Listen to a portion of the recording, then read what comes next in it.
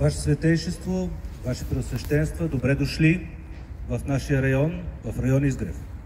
За пръв път в историята на района имаме такова посещение. Ние сме горди и щастливи от този факт. За пръв път това посещение е и по повод на градежа на първата православна църква в трите ни квартала.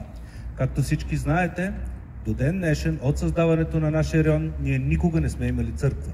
Църква, която чакаме с огромно желание, с огромна любов. 40 000 жители на изток Изгрев и Дианабад мечтаеха за този храм от десетилетия. Днес сме на прага на осъществяването на тази мечта. Благодарим изключително много на всички, които помагаха през годините.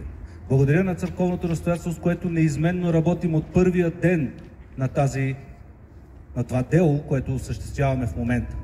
Благодаря на Столичната община за помощта, на всички дарители, на всички онези, които помагаха през годините, за да стигнем днес до тук. Надявам се с общи усилия, с усилията на всички православни християни, българи, да успеем в рамките на следващата година да осветим и нашата църква.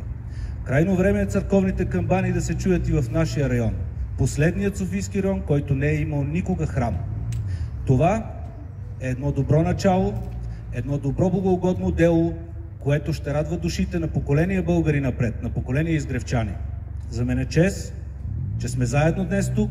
Виждате колко много хора сме събрали в парк Дамян Дамянов, което показва, че делото ни е обединяващо. Дело, което е на всеки един от нас. Благодаря.